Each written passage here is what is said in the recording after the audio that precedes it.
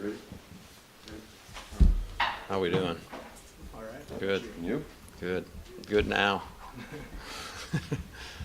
So, how important are this game and these next two games to get the team ready for conference play and ironing out some of those inconsistencies you talked about? Yeah, you know, it's a good question. You feel like it's very important. I'm always worried about the first game after finals because it really feels like the first game of the year almost, because you don't really know where your team is at. Finals week is hard. Finals guys are really tired, and over the years you just see some crazy stuff happen in practice because guys are just fried and they get real chippy with each other. They make some crazy plays, and they're just so mentally exhausted. So it's hard to really make progress during finals week. We thought we had some good practices early in the week, and then we had some illness and sickness and injury and minor. So it didn't go quite as planned, but pretty good. But to answer your question, you know, of course you're trying to always be headed in the right direction. It's not always easy to do that, but the time you can really do that, and you need to do that, and this is a very crucial time, is once finals are over, and you know you don't go back to school till January whatever. Now those guys can completely focus on basketball. More time can be spent. All their energy is in basketball, and I've found that those are the times when teams really make a move, and we'll need to make a move, and we'll need to have high quality practices and keep people healthy and keep people from, you know, getting sick and all that, and having those kinds of good fortune. But it'll be important. It's not incredibly critical, but yeah, you need to from here on out. You need to be feeling like you're walking up steps and not walking down. So, did you see any of that finals mental exhaustion carry over? I don't know, not really. You know, in some ways we played better than I actually thought, and I want to say this. If you schedule smart, you try after finals week maybe not to play a really tough game, okay?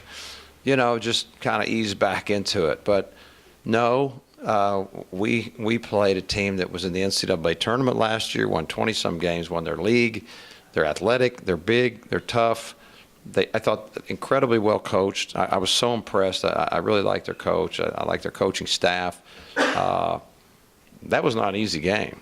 I don't care. You go look at their scores. I watched them play Houston, and Houston's been playing very well. Houston gave, you know, look at Houston's scores. These guys are down 4 with about 2.5 to play. It's anybody's game, and that's when I fully got my attention who we were getting ready to play. I have respect for them. They're hard to play. They usually don't.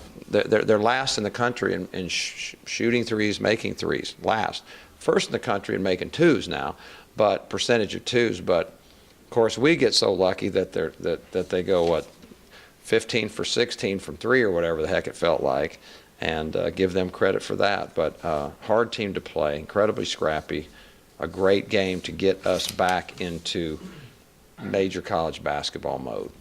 You talked about the respect you had for them coming in after like their game against Houston, but on paper they came in 2-5. Their wins against small schools. Was it hard to sell your players on? And you know why? Because they're one of those. You know, again, if they had a different schedule, you know, they got to go to St. John's, and they got to go to South Alabama, and they got to go to Houston, and they got to go to Memphis. You notice I didn't say anybody's coming to their place. So they have it rough. They have it rough. There's a lot of schools out there, and I lived it once upon a time when you're the buyee. You're not the buyer, and all you do is go on the road and on the road and on the road. Then everybody looks at your record and goes, "Oh, they're not very good." It's like, really? Yeah, they played St. John's pretty darn close for a lot of the game. They really had a chance to win at Houston, and they really had South Alabama beat. And there's just one road game after another. And I don't think people that, if you've never coached, to know how difficult a challenge it is for what programs like those experience, where you're just on the road, on the road, on the road, on the road, on the road, and you try to keep your guys, you know, having confidence that, hey, guys, once conference starts, we can really be great. And you're like, how can you say that? So the record has nothing to do with it. I'll tell you what, I'll show you 150 other teams in the country that play their schedule, and they're going to have same record, and they're people we all think are really good. And so there is an imbalance in college basketball. And so I don't look at records. I look at where they play and how close did they play them. And I have respect for them. I really do. I think I'll be surprised if they don't do well in their league, very well. And they won the league last year. New Orleans shot 12 free throws in the first half, only 2 in the second. Where did you see the adjustment from the defense? Maybe some of it was we had some live ball turnovers. Live ball turnovers, that's about as bad a thing as you can do on offense, because not only do you not get your shot, but now it's a jailbreak at your end, and a lot of times those don't end well. Every now and then you can end one in a charge or a block, but more often than not they ended up in a dunk or a foul or a wide open three. So that was part of it. And, maybe just getting a feel for them. They're very unusual to play, and I mean that in a positive way. Anybody can post at any time. They're a little unorthodox, but they do it well. They really do what they do well. And I was listening to them communicate on the floor. I was really impressed with that. They had a sense of urgency all the time. I think it helped us. Later in the second half, we switched defenses out. Only because they were shooting 85% or something in a stretch of 4 minutes. And we thought, well, we could try anything. Could be this good. So we changed defenses, and that got them out of rhythm a little bit and got us the cushion that we need. And then we really executed down the stretch, in our offense. So kind of a perfect timing there to get away. But, they made that good run, cut it to 5, right? They cut it to 5 and had a lot of momentum, and proud of our guys to, stem the tide. Basketball always is going to have runs, but you can't let the runs last real long by the other team. And we did a good job of fighting that off. In Fort Worth, you were concerned, I guess, about your perimeter defense, and you acknowledged that TCU shot very well from 3. Yeah. Tonight, New Orleans hits 8 of 15. Yes. And I know the raw numbers on the stat sheet aren't always indicative. But But they start to become that. I agree. So what did you think of your perimeter defense tonight? Well, part of it I'll have to watch film, because sometimes you do get fooled. And I learned a long time ago, don't make all your judgments during the game and then give all your opinions to your team. Then you watch the film and go, ooh, it was a little bit different, than I saw. Okay, so I always like to reserve judgment, but I can tell you that our message 1, 2, and 3 to the team right now is, we can say what we want, but the last 2 games that we have played, the numbers on our defensive end are not at all like the numbers we are used to, or that we put up earlier in the year, or even against some great teams. Now, this wasn't like we played nobody and put up some incredible numbers defensively, USC or Arizona, or we've had some great defensive nights.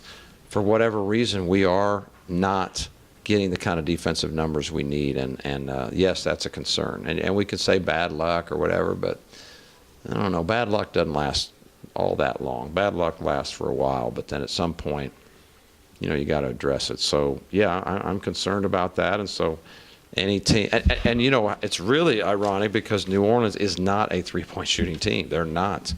And there are 2 guys that we did identify, I will say that, in our scouting. These are the 2 3-point shooters, but you look at what they've done all year. I think they doubled their makes for the year in 1 game. So did we help that? Absolutely. We let them loose a couple times in transition, for gosh sakes, and just wide open threes, and those are horse shots, and you can't allow that. But a couple of them were tough shots, and Bryson's, he's local. He was hungry. I knew that would happen, but give him credit. He played great, and we need to have numbers that look on the defensive end, and especially when you go on the road, there's just no way. And our guys know it. The message has been loud and clear for a good while now, and it's going to continue to be. And we'll either get that done, or it'll be a much rougher season than any of us are hoping for. No McCoy tonight. Was he one of the illness, injury guys? No, he's just injury. He wasn't ill. We just can't get him back healthy.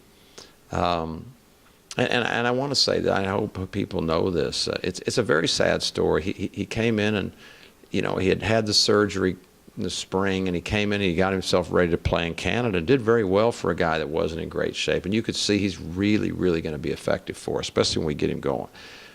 And he practiced one day, September 29th, that was our first day of practice, and then he's been out ever since. He has not had a practice, literally, since September 29th. Now, can you imagine? He's been in the hospital, he's been infection, then he got a blood clot, and then now we're trying to work through, some of the issues that the knee has. I think structurally it's okay, but there's just so much pain and the T-band and arthritis, and I don't know what else, but we can't get him. And I know he wants to play. And it would be a humongous lift for this team. I mean, obviously, he's a fifth-year guy that was recruited by Louisville and Georgetown. This guy is a talent, but he's not able to do it, and he's very frustrated. I feel sorry for him. I've been around injuries. I've been injured myself. A family member that's been injured, and it's no fun. It is no fun. I'm not sure if you're a player, there's nothing less fun than being injured, and my heart goes out to him. It goes out to our team because he's our ninth guy. I don't mean our ninth man, but he's only our ninth guy. We only have 8 guys, and 4 of them are freshmen, and he's not a freshman, and he was a big part of this puzzle, and it's very tough, and I mostly feel sorry for him because he doesn't deserve a lot of the things that have happened to him, but we're still trying. And I'll tell you, Warren and Mark are working around the clock, and our doctors have been great. It's just not a simple deal. He's had a lot of injuries. He's had a lot of bad luck. He's had a lot of infections. He's had a lot of everything, and we're not giving up, but it is very frustrating. Too early to tell if he'll be ready for Boise. Right. I don't know. Yeah, we're just going to keep trying every day. It's an everyday deal. And can you imagine his psyche if you've been trying since September 29th to get healthy? Think about that. I don't know if you can remember September 29th. I barely can. Since September 29th, on a daily basis, he's trying to get himself where he can play. And he's a passionate player. He's got energy. He talks. He's kind of a good leader. He's a all for one for all. It's not about him. I mean, he's a good addition to anybody's team, and his energy, he just brings it in the motor and the talk and the right thoughts of sharing the ball and all those kind of things, and he would make us better. But there's other teams around the country that have some injuries, and their guy would make them better as well. But that's ours. That's our issue. Does McMurray join you for Boise? We don't know yet. That's a very tough decision, honestly.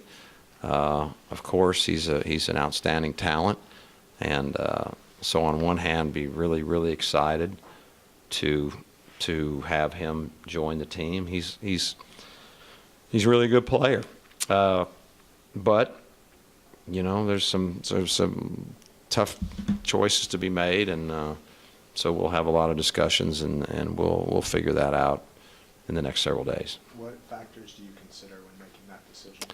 Well, I think what's in the best interest of the team, what's in the best interest of the young man. I learned a long time ago from a coach I admired greatly that, and I just remember this from years ago, that every decision during the season should be made for the good of the team. And every decision made outside the season should be made for the good of the individual. So I subscribe to that, but at the same time,